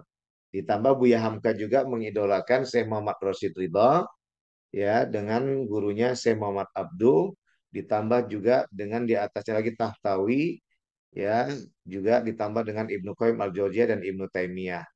Nah, semua itu juga kembali kepada rujukan. Maka Ibnu Katsir menjadi imamnya. Ini juga bahasa Syekh Imam Ibnu Katsir. Yang kedua, berdoa memenuhi perintahnya. Nah, ini kajian kefikihan. Tapi dalam bahasa tasawufnya adalah ini disebut dengan maksudnya. Maka muatan ini terjawab dengan finali, dengan ayat yang sempurna, sebagai imam dari ayat-ayat dari lainnya, sebanyak kurang lebih 6 ribuan tadi. Apa bunyinya? Iyyaka na'budu wa iyyaka nasta'in. Silakan saksikan kuliah subuh Ustaz di al.andawi andi. Ya, istimewaan tafsir surat Al-Fatihah. Baik, itu saja yang bisa Ustaz sampaikan. Ya, ini juga ada Ustaz katakan warning, peringatan dari Ustaz Sapriandi dalam berdoa itu. Satu, hendaklah Allah dijadikan dulu sebagai tujuan utama, barulah keinginan kita berikutnya. Itu tadi yang Ustaz jelaskan. Yang kedua, hendaklah menanamkan permohonan keridoannya dari doa yang dikabulkan agar benar-benar baik untuk kita, bukan istidrak. Tadi sudah saya jelaskan. Ya, yang pertama, jadikanlah Allah tujuan utama. Karena tadi Ustadz menerjemahkan tafsir Buya Hamka dari aliran akhirat, ya, menyatakan bahwasanya banyak orang selama ini doa itu jadi jembatan aja. Sebenarnya dia bertuhankan kepada keinginan, gitu ya Ki? Ya Ustaz. Widya, Samsul, Fadilah, Rusiana, Khair Tulisan. Semoga Rusiana ibunya atau orang tuanya cepat sembuh ya. Rusiana lagi jaga orang tuanya sakit karena nggak ada yang jaga, beliau yang jaga sekarang. Estika Zahra, Palawi Raja Wiraja, Muhammad Hussein, Maulana Nurhuda, Amru Hidayat, ya Amru ada rupanya, Rahmawita, Soleh Kamil, Muhammad Khair Jamil. Nanti tak usah panggil Ustadz tuh si Rizky aja yang di HP-nya. Memang tak kenapa Ustadz tuh suruh Rizky milih antara Munawarah sama si Mega. Gak ada yang cemburu kan? Baik, ya itu saja yang Ustadz sampaikan. Pak Moderator Erin Jamil, silakan Ustaz serahkan lagi. Baik, terima kasih kami ucapkan kepada Al-Ustadz Dr. Haji Sapria Andi MA yang telah memaparkan panjang lebar terkait pertanyaan-pertanyaan dari kawan-kawan tadi.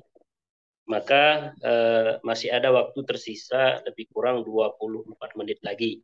Mari kita gunakan waktu yang tersisa ini untuk kembali berdiskusi, bertanya, memberikan tanggapan. Mudah-mudahan nanti akan ada tanggapan-tanggapan yang bisa menambah khazanah keilmuan kita. Baik, kami persilahkan kepada kawan-kawan yang ingin bertanya. Saya Saudara Jamil. Baik, kepada Saudara Samsul kami persilahkan. Assalamualaikum warahmatullahi wabarakatuh. Waalaikumsalam warahmatullahi wabarakatuh. Ini saya mau Terima kasih Sol. Iya, ya Ustaz. Ya Ustaz, sama-sama. Saya mau bertanya kepada pemakalah atau kepada Ustaz lah ya. Saya mau tanya, di Al-Quran doa itu ada yang bentuk kepada diri sendiri, ada yang doa bersama-sama. Misalnya, Robbi habli minas solihin. Tapi lebih banyak Rabbana, misalnya yang jamaknya Rabbana hablana min azwajina wa dzurriyyatina qurrata a'yunin waj'alna lil muttaqina imama. Rabbana innana amanna faghfir lana dzunubana wa qina adzabannar. Namun apakah ini di mana ini apanya Ustaz? Perbedaannya. Kenapa lebih banyak yang jamak daripada yang doa kepada diri sendiri? Nah, yang tadi misalnya diri sendiri Robbi habli minas solihin. Kenapa lebih banyak Rabbana? Apakah ini juga menunjukkan bahwa diutamakan berdoa itu secara berjamaah? Apakah seperti itu? Itu yang saya tanyakan. Demikian, Assalamualaikum warahmatullahi wabarakatuh. Waalaikumsalam warahmatullahi wabarakatuh. Baik, untuk menjawab pertanyaan Saudara Samsul Bahri, kami persilahkan terlebih dahulu kepada pemakalah untuk memberikan jawaban. Oke, baiklah kepada Saudara Samsul, pertanyaannya kenapa lebih banyak berdoa memakai Rabbana? Seperti itu ya, Saudara? Iya, benar. Sepintas mungkin tidak ada yang aneh dengan kata tersebut. Kita pun sudah menganggap sebagai kebiasaan ya. Tetapi mengingat ini mungkin kalau nggak salah Quraisy Shihab juga menyinggung penggunaan kata ini. Menurut dia doa-doa tercantum dalam Al-Quran tidak ada satupun yang mencantumkan kata ya. Atau yang lebih banyak memakai kata ya Rabbana, wahai Tuhan kami di dalam Al-Quran.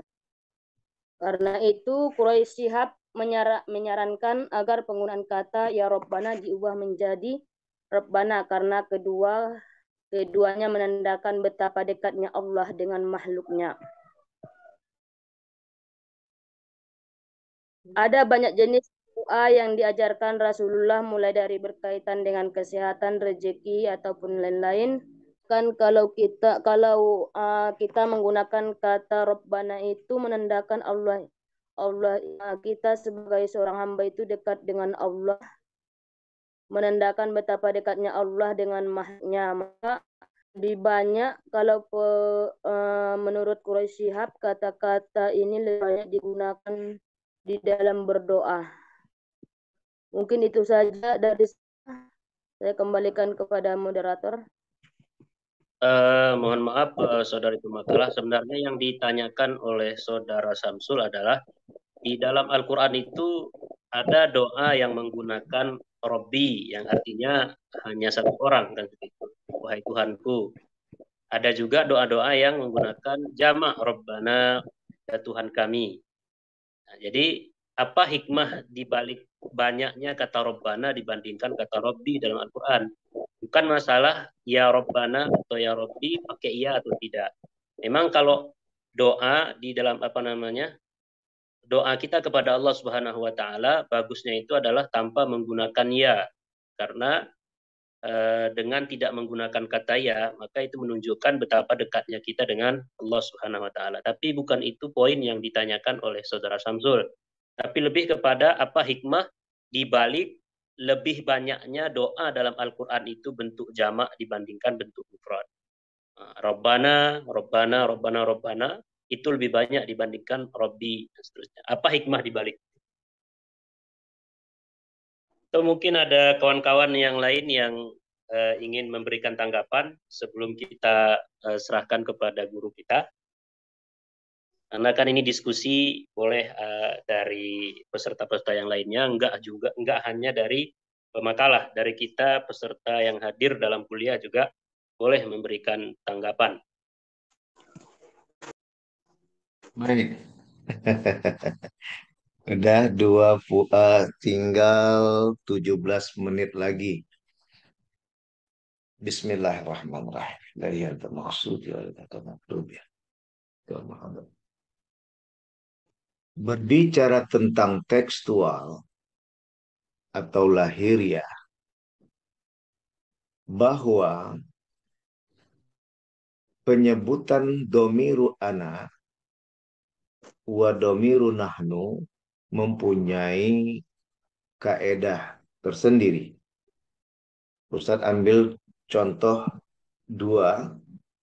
Ketika domiru ana yang terjadi kepada Nabi Yunus. Samsul udah siapa suara? udah masih tembus ya, luar biasa itu ya, si kecil. Baik. La ilaha illa anta subhanaka inni kuntu minaz zalimin. Karena kejadian itu di saat itu terjadi kepada baginda Nabi Yunus alaihissalam. Yang kedua, domiru nahnu berpulang kepada doa ketika Adam alaihissalam dan Hawa berjumpa di padang Arafah setelah 500 tahun lamanya, maka mereka bersama-sama bermohon yang diimamkan oleh Nabi Adam alaihissalam dengan Rabbana dzalamna anfusana wa illam taghfir lana wa tarhamna lanakunanna minal khasirin. Dua sudah menempatkan kepada domiru nahnul awal. Baru nanti masuk kepada tiga, kepada standarnya. Namun di situ ada yang disebut ke sana.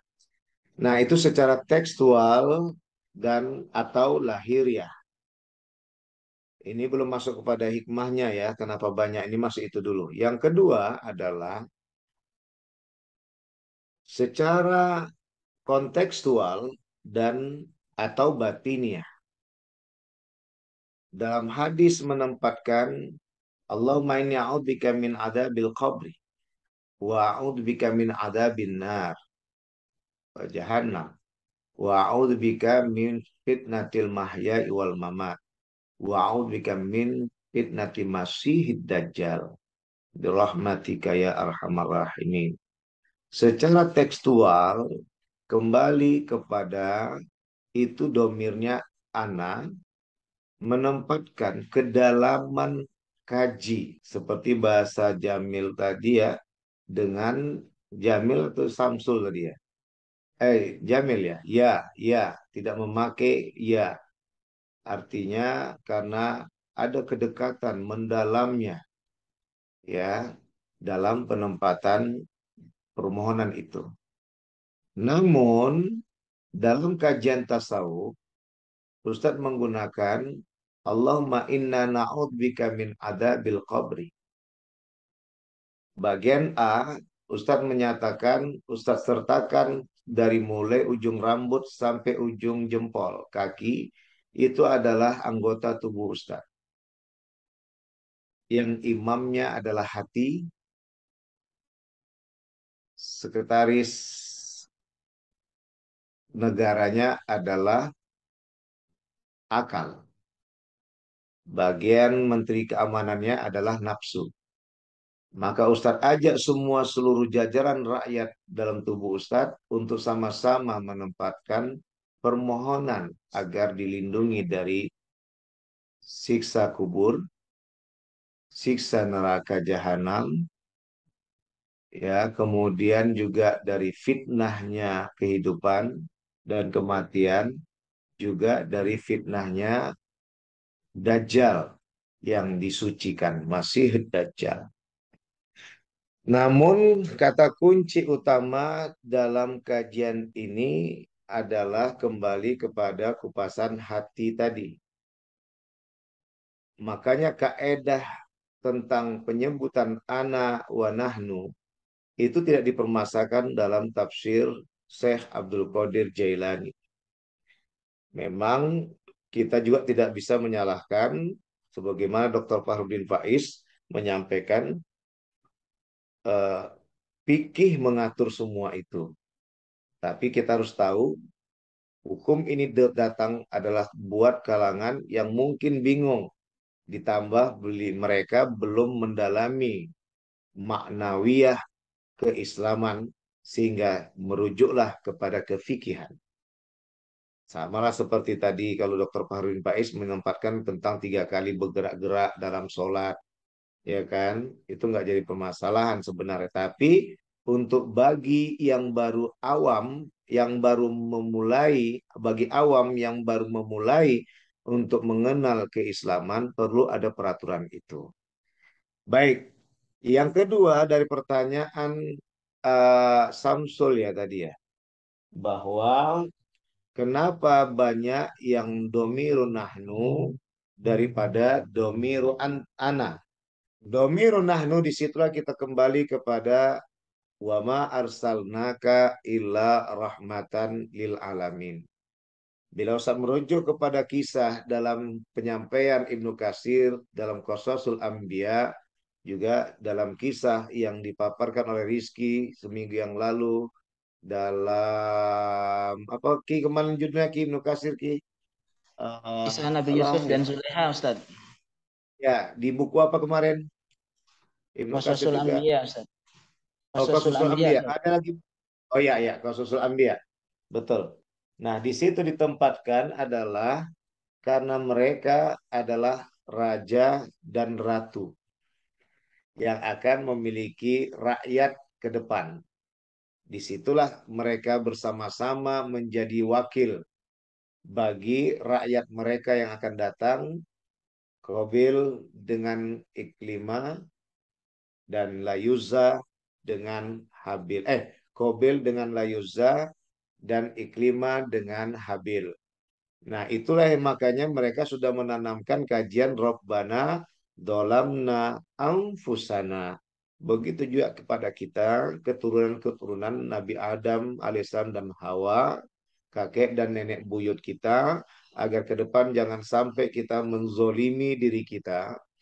Ya, disitulah penempatan kenapa domiru nahnu, kami, itu lebih banyak daripada domiru ana. Tapi bukan berarti domiru ana itu didiskreditkan. Makanya disitulah sebenarnya munculnya tanaman utama. Sebagaimana kata Rasulullah SAW,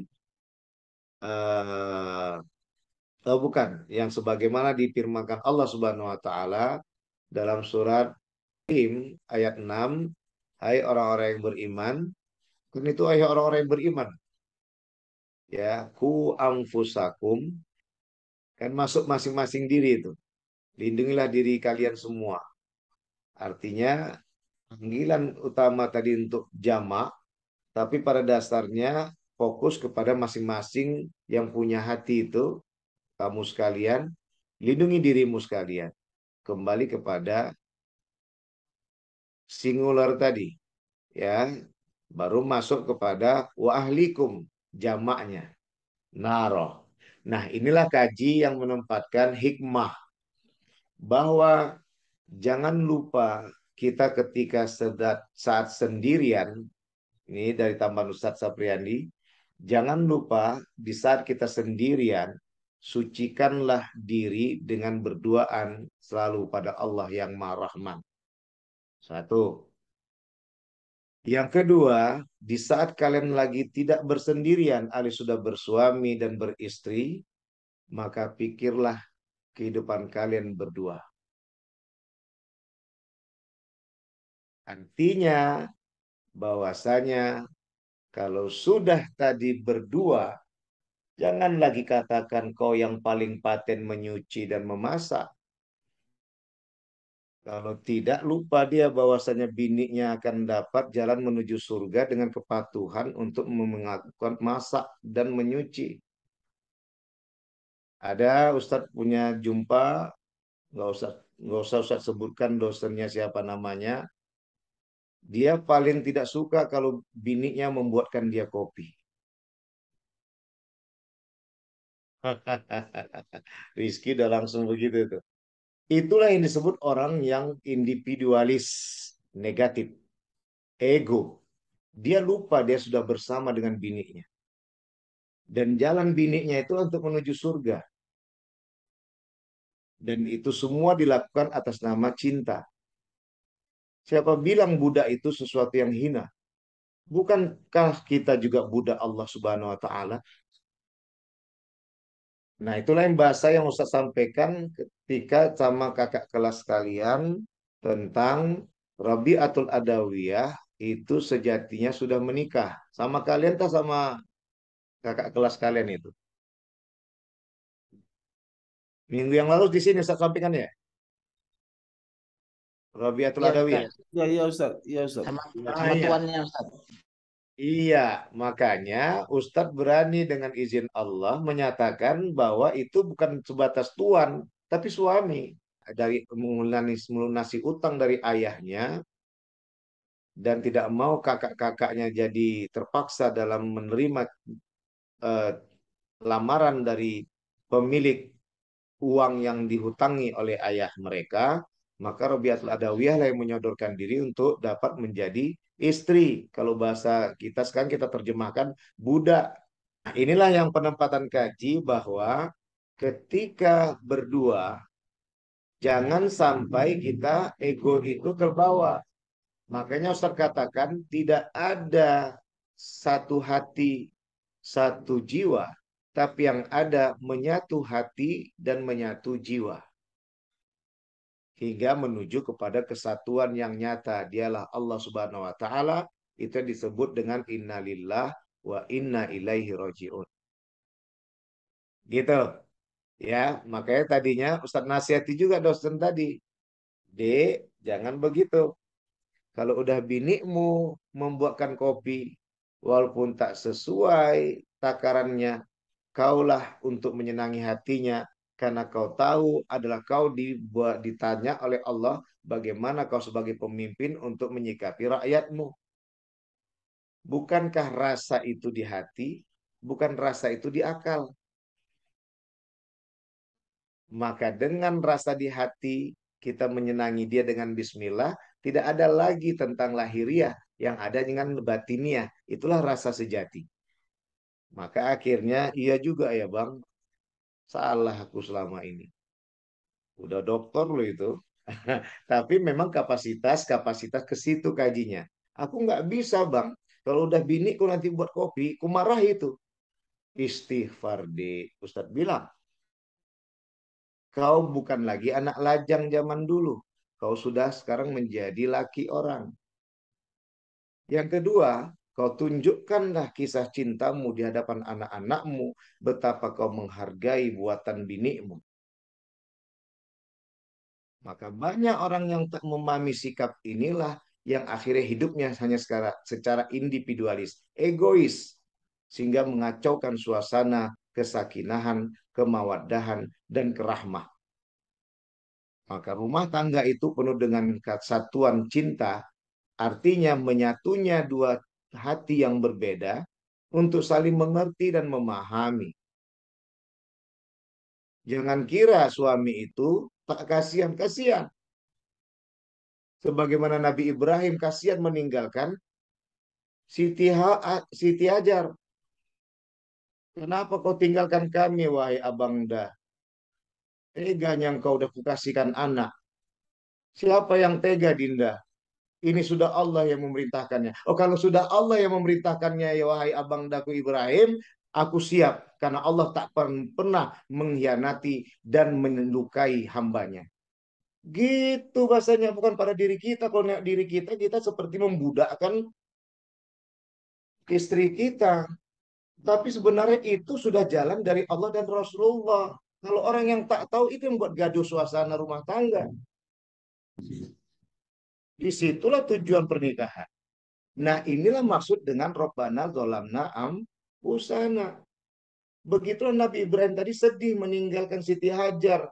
Berdua dengan anaknya yang dicari-cari selama ini. Karena dengan Siti Sarah tak pernah punya anak. Tapi Allah katakan, tinggalkan anakmu. Biar kutunjukkan aku yang bisa membagikan semuanya. Dan ini menjadi sejarah bagi seluruh umat manusia. Bukan bagi orang beriman dan berislam. Tapi seluruh umat manusia. Akhirnya dengan kekuatan tadi, ya, egonya Ibrahim ingin bersama dengan Ajar, kalah dengan kekuatan tadi. Nanya kemana? Kepada nanti kehidupan yang akhirnya Mekah itu menjadi tempat yang tidak pernah sepi dan menjadi ramai. Inilah yang dipandang hikmah dari Rabbana Dzalamna Anfusana. Rabbana atina fid dunya hasanah. Bukan Rabbi ataitu fid dunya hasanah wa fil akhirati hasanah. Tapi atina. Jangan katakan hidup kita sendiri itu bahagia. Hidup rame. Ngertilah perasaan orang. Yang penting dia bahagia. Aku pun ikut bahagia. Sekarang bagaimana kebahagiaanku ketika itu masuk kepada domiru ana, tinggal bahagiakan diri kita kepada Allah. Ketika mendengar itu adalah perintah Allah, mendengar itu perintah Rasulullah, kita nggak akan mencampuri dan merusak suasana. Bisa dipahami, Samsul? Insya Allah Ini bisa. yang ini yang disebut dengan bahasa Iqra bismi rabbikal ladzi khalaq. Harusnya kita sudah berpikir bagaimana kita untuk mengkaji muatan modal untuk berjumpa dengan Allah. Maka di saat itu kita akan kembali lagi kepada domiru ana. Di awal kita domiru ana, hu anfusakum. Yang kedua masuk domiru nahnu, wa ahlikum. Yang ketiga masuk domiru ana kembali, naro, neraka. Makanya di ketiga itu masuk lagi kembali kepada kita. Udah poinnya ke situ, ya udah serahkan semua masing-masing kepada yang punya wewenang. Paham? Aku sendiri, aku mau bahagia. Tapi ternyata itu kebahagiaan dari mereka semua. Jangan aku egois. Aku harus bisa menikmati dan menerima kebahagiaan mereka. Kebahagiaan mereka adalah kebahagiaanku. Bukankah itu yang ingin aku inginkan? Makanya aku bersamakan diri mereka. Bisa dipahami? Inilah bukti bahwa penyebab rusaknya suasana. Ego kita terapkan. Makanya itulah yang disadari oleh Nabi Yunus alaihissalam. Wah, tiada Tuhan selain Engkau ya Allah. Penempatan kajinya, jangan tuhankan lagi ego kita. Jangan tuhankan kesendirian kita. Tuhankan Allah demi kebersamaan orang lain. Bersamanya orang lain dengan bahagia, kita sudah melihatnya sudah bahagia. Dia ribut, kita jadi ribut. Akhirnya ego kita pun jadi rusak. Maka ini dia disebab dengan ada domiru ana adalah aku, sebab ini kuntu minaz zolimin, maka dikatakan sungguh aku adalah yang zolim ya Allah. Ku tinggalkan rakyatku. Minta izin ya, bukan Ustadz bukan menggibah ya, menggibahi Nabi Yunus tidak, tapi itu sebuah pembelajaran. Nabi Yunus lupa bahwa beliau sebagai seorang nabi dan rasul. Jangan tinggalkan umatnya. Makanya dimuntahkan lagi oleh ikan paus agar balik lagi ke situ. Kalau diegokan tali kembali pada Nabi Yunus, kacau dia. Makanya serendah-rendahnya kita bukan Nabi dan Rasul, jangan kita lepaskan keluarga kita, apapun ceritanya, gangguan yang ada di sekitar kita. Itu wujud kita kepada domiru nahnu. Dan itu melakukannya karena Allah. Cuman yang sayangnya, orang yang bertahan dengan domiru ananya tadi, kadang tidak sadar telah merusak suasana. Yang akhirnya ke depan lebih parah dan terganggu juga bagi dirinya. Itu dia. Bisa dipahami? Hikmahnya Samsul Bahri bisa Insya Allah, dipahami? Ustaz. Insya Allah, Ustaz. Ustaz pakai bahasa kias ya, jangan terlalu transparan ya, nanti nggak enak kena ke perasaan masing-masing. Ini makanya kata Allah, fas'alu ila ahli dzikri in kuntum ta'lamun. In kuntum la ta'lamun. Tanya kepada ahlinya kalau kamu tidak mengerti. Ini kadang ahlinya pun tidak dipahami, awak pula merasa ahli. Maka tadi 3 hal tadi saya katakan. Ada saat pertama kali kita datang sebagai domiru anak untuk menyertakan kita dengan Allah Subhanahu wa taala, selamatlah kita. Akhirnya dikembangkanlah dengan perpaduan dua hati yang berbeda menjadi saling mengerti dan menjadi satu rasa. Saling mengerti menjadi satu rasa. Usah ulangi lagi yang ketiga kali. Menjadi saling mengerti jadi satu rasa. Nggak ada hati itu satu. Yang ada tuh hati itu berbeda tapi menjadi mengerti dan jadi satu rasa. Itulah keadilan. Jangan ego kita saja diperjuangkan. Nanti ada pertanggungjawaban di akhirat loh. Gitu ya. Baru masuklah kepada nahnu itu tadi. Terjadilah pernikahan. Itu. Ya. Makanya kalau sudah diserahkan itu tanggung jawab, ya udah percayakan kepada yang sudah diserahkan. Jangan digaduh-gaduhkan dan di suasana dikacau-kacaukan. Inilah hikmah dari na tadi. Na tadi sudah niatnya untuk kebersamaan, bukan untuk diri sendiri.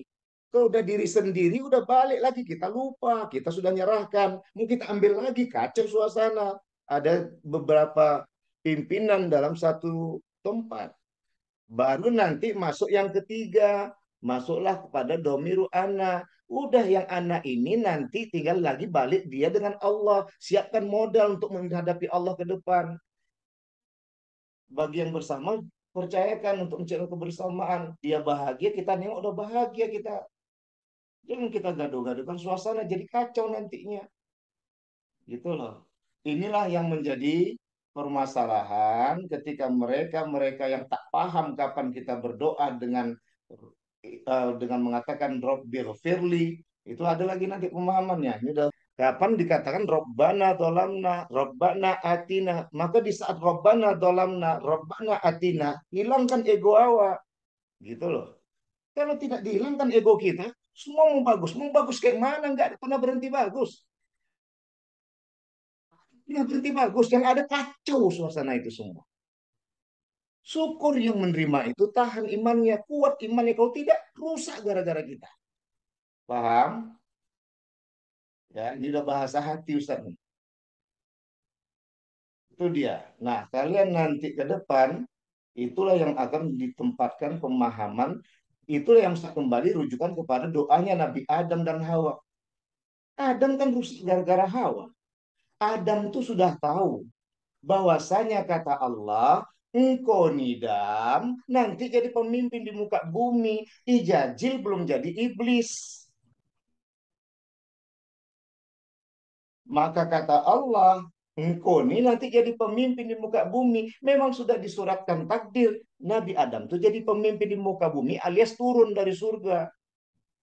Bukan karena dekat-dekat disebabkan utamanya karena mendekati pohon kuldi dan memakan buahnya. Baru yang kedua ketika Adam bisa menjawab semua menunjukkan tentang keprioritasan dia layak sebagai pemimpin. Dia sebut ini A, ini B, ini C, ini D. Maka dia layak jadi pemimpin. Maka di saat itu fasajadu. Hormatilah Adam, sujudlah kamu kepada Adam. Illa iblis. Siapa? Illa iblis tadi yang suka egois tadi. Egoisnya apa? Aku lebih baik daripada Adam. Aku kau buat dari api, sedangkan Adam dari tanah.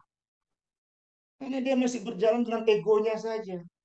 Masa dia dipimpin oleh diakui kepemimpinan oleh malaikat, dia bahagia. Tapi ketika ada pemimpin yang lain selain dia, yaitu Adam, dia mulai menderita, cemburu. Akhirnya Ijazil dikatakanlah sebagai iblis. Tanggallah pakaian kemegahanmu wahai Ijazil. Maka namamu sekarang jadi iblis. Ketika waktu di taman sudah dikatakan oleh Allah, wahai Adam dan Hawa, semua di surga ini milikmu. Maya mau dimakan, makan. Cuman satu pohon tunya hamba minta tiada kau boleh dekat. Pohon maya dia, pohon kuldi. Secara tekstual, lahiriah, sengaja Allah suratkan dengan bahasa kuldi. Kenapa? Nanti kita memang muatannya manusia ini gila lahiri, gila teks, gila ego kita sendiri, gara-gara materi. Itulah harta dan tahta. Lupa dengan nikmat yang sejati. Belum tentu orang yang bersepeda itu tak bahagia hidupnya. Belum tentu tadi orang yang mempunyai fortune itu bahagia hidupnya. Bisa jadi yang bersepeda itu nikmat hidupnya, yang bermobil itu tak nikmat hidupnya. La haula wala quwata illa billah. Sudah? Jadi adik-adik sekalian, disinilah akhirnya termakan cakap oleh iblis dengan bahasa lahiriah tadi. Karena memang inilah jadi dasarnya tadi. Nafsu manusia tadi dengan sisi materi tadi. Egoisnya tadi itu. Dan kau nanti dicampakkan ke aku, ke bumi. Iblis sudah tahu, iblis itu cerdas loh. Iblis itu pintar loh, bukan cerdas. Iblis itu pintar loh. Ya, ditengoknya Adam ini cerdas enggak? Apa kata Adam? Enggak, iblis. Aku tetap mengikuti apa kata Allah. Maya kata Hawa. Abang, Mana? cuman aja Coba. nyabang. Yuk kita dekat. Hah? Udah dekat, Ini sih ya? abang. Masa udah dekat kita dengan pohon, kita Bawah nggak ini. merasakan Bawah buahnya. ini. Samsul, nonaktifkan apanya? Belaga suara Ustaz sama salah Samsul. Nonaktifkan apanya, Sol ya? Tuh, Mikrofon. Ya, baik. Adam, ayolah kita dekat pohon-pohon tuh. Tengah apanya itu? Mana marah Allah? Padahal nggak ada hubungan apa-apa. Ustadz mengatakan tidak ada apa-apa keistimewaan pohon kuldi itu. Cuman ini masalah tentang larangan dan peraturan. Perintah dan larangan. Perintah dikerjakan, larangan ditinggalkan. Jangan dikerjakan larangan itu. Nggak ada bedanya tadi keistimewaan dengan pohon kuldi dengan pohon-pohon yang lain di surga. Buah kuldi dengan buah-buah yang lain di surga. Orang semua udah dikasihkan Allah untuk Adam dan Hawa kok. Tapi ego tadi, akhirnya apa? Hawa tadi lah terpancing nih. Abang udah labang, udah dekat kita sama pohon kuldi. Ayo kita cicipi bagaimana buah kuldi itu. Entah manis dan pahitnya, asamnya dia. Adam tadi pun terpaksa lah. Luarlah nalar kecerdasannya, keluarlah nalar rasanya. Akhirnya masuk ke nafsunya, diikutinya. Tawalah iblis tadi. Akhirnya diturunkanlah ke bumi. Orang memang udah dibilang untuk turunkan ke bumi kok. Nah, inilah kajian pokok tadi Ustaz maksudkan. Kenapa tadi masuk Rabbana dolamna ampusana ketika berjumpa Adam dan Hawa di padang Arafah, disitulah mereka dudukkan domiru nahnu. Kami ya Allah takkan lagi ikuti ego kami tidak akan lagi ikuti dengan nafsu kami ikuti kebersamaan bagaimana anak-anak kami nanti jadi anak yang soleh dan soleha, bahagia, rumah sakinah mawaddah warahmah. Walaupun apa yang kami mau kan kami tengok lagi nanti, jangan sampai memaksa dan merusakkan rumah tangga anak-anak kami. Itu kajinya. Gitu loh. Ya, bisa dipahami, Samsul, itulah hikmah dari doa yang banyak di Quran itu dengan doa domiru nahnu alias kami. Apa muatan kritisnya dari analisa Ustadz Sapriandi? Jangan lagi paksakan dirimu individualis. Keegoan itu untuk diikuti oleh orang ramai. Beda suasananya sudah. Gitu loh. Yang penting bahasanya ku tengok mereka bahagia, aku pun bahagia. Yang ku susah nanti orang tengganggu minta utang sama awak terus. Itu yang harus dipikirkan. Orang tuh tak nganggu minta duit, tak ganggu yang lain-lainnya. Ngapa kita ganggu lagi? Gitu kajiannya. Bisa dipahami? Insya Nah, Allah. makanya masuk yang ketiga tadi Ustaz bilang, setelah aku, kami, aku lagi. Tapi kajian dasarnya dalam analisa Ustaz Sapriandi dalam doa dengan domirul anak ini atau aku tadi adalah ketika dengan sebutan aku, ego itu tidak merajai hati dan akal kita, tetaplah sertakan Allah. Tapi kalau udah kami, pasti sudah terserta Allah itu. Terima kasih. Jamil, silahkan. Baik, Alhamdulillah, terima kasih kami ucapkan kepada guru kami Dr. Haji Sapriandi yang telah menjawab pertanyaan dari Saudara Samsul. Mudah-mudahan apa yang disampaikan tadi bisa kita pahami dengan baik dan bisa kita amalkan dalam kehidupan kita sehari-hari. Berhubung waktu telah habis, maka kita tutup pembelajaran kita pada hari ini. Untuk terakhir kami serahkan mungkin kata-kata terakhir dari pemakalah. Terima kasih. Ya, Ustaz langsung tak pamit lah ya. Baik, terima kasih buat semuanya. Ini adalah kajian buat kita bersama dan mudah-mudahan ke depan lebih bersahaja dan kita semua berharap menjadi pecinta Allah Subhanahu wa taala. Satu hal yang harus kita pahami, jangan pernah pisahkan maksud tujuan dengan ridho Allah Subhanahu wa taala yang menjadi satu doa yang luar biasa. Kalau sudah kita jadikan Allah tujuan kita, dan kita jadikan tadi ridhonya bagian dari tujuan kita, insya Allah kita tidak akan pernah berburuk sangka dengan Allah. Apapun yang diberikannya tinggal innalillah wa inna ilaihi rajiun dan jaga sikap kita. Gitu saja. Mudah-mudahan dapat terberkati oleh Allah yang Maha Suci, bermanfaat buat kita semua yang penuh dengan dosa ini. Ustadz minta maaf bila ada kesalahan yang Ustadz lakukan dalam pertemuan kita. Semua yang bagus, yang baik itu datang dari Allah, bukan dari Ustadz. Tapi yang tak bagus itu datang dari Ustadz sendiri. Maafkan Ustadz. Pada Allah menampun, para sekali minta maaf. Akhirul kalam. Wassalamualaikum warahmatullahi wabarakatuh. Salam. Waalaikumsalam warahmatullahi wabarakatuh. Terima kasih Ustaz. Ya.